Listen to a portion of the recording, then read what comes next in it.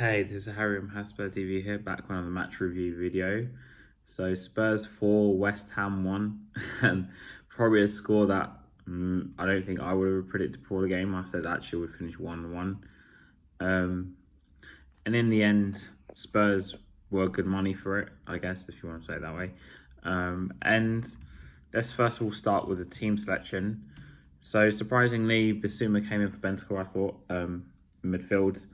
Obviously, Kulusevski and Maddison retain their spots. Son, who I wasn't actually completely sure whether he'll be back from injury or not, he came in and started on the left, which meant Werner was on the bench. Hooray. And obviously Johnson and Solanke retain their spots. And the back five, I said this back 5 million, so I'm not going to say it ever again. And West Ham came under Lopetegui with really needing a result. And I think it kind of reflected in the first half. So let's go through what happened. Kudus scored for West Ham. Something he was on, against the run of play. Surprisingly, compared to what Lopetegui normally does with a high line, he kind of played a bit deeper today. And I do think that, West Ham were good for taking the lead at the time. And Kudus was causing Spurs a lot of problems. But keep that guy's name on your tongue for a bit later. And then, of course, near the end of the first half, Kulusevski, who was again probably our man of the match again. This and probably been our best player this season. Came up and scored a goal. And it was a bit sort of lucky because it hit both posts, if people don't remember. And it went in. And it was 1-1. I kind of felt the first half was very even. And it kind of showed, of course, with the 1-1. But Maddison came off at half time for Sarr. So Spurs started the second half with Bissouma, Sarr and Maddison as the midfield three. Bissouma, Sarr, sorry, and Kulusevski as the midfield three. And many of us, including myself, thought it was an injury. Ironically, I did say to play like a midfield two of like Bentancur and Bissouma, or Bentancur and Sarr. Actually, I think Bentancur and Sarr, I think I said, with Kulusevski, because I felt that a game like this, you need a bit more strength in there and a bit more like speed.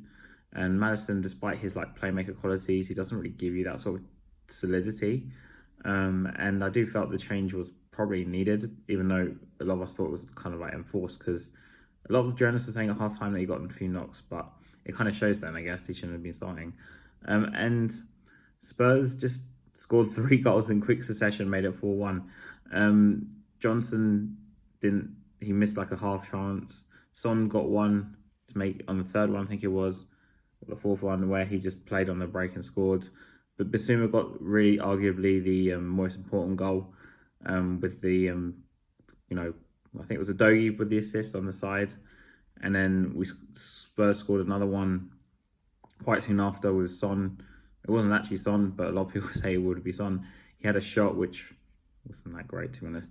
And it hit Todibo, and then Sanchez, I think Sanchez, their keeper for West Ham, hits back. And it just about goes over the line and makes it 3-1. And then, obviously, as West Ham pushed a ton of players forward, Son got the fourth one on the break, where, they pushed everyone forward at that point. So, assessment of the game, Spurs deserve to win. But I think the thing with Tottenham, and I'm going to touch on this, is Spurs could easily win a game, like we did against United, and go to Brighton and lose 3-2.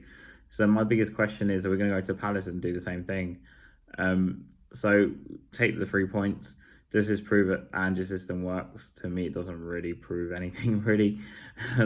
Lopetegui's, for some reason, not doing well at West Ham. I don't really know exactly what the problem is, because I actually feel like the West Ham team looks half decent, on paper at least. And they have their son Todibo, like, I know he's 8-4 today, but I thought he looked pretty good for them. And it's Kudus, who, by the way, got sent off later on for pretty much slapping Van de Ven, you could say, with a straight red. It went to VAR, but he was obviously going to get a red as soon as it went to VAR. And that was probably out of frustration. Like I said, West Ham did cause a few problems for Spurs, but once the second and the third went in, and that was basically the game was over. And then Son got the last one really on the break, where it was basically game, set, and match anyway.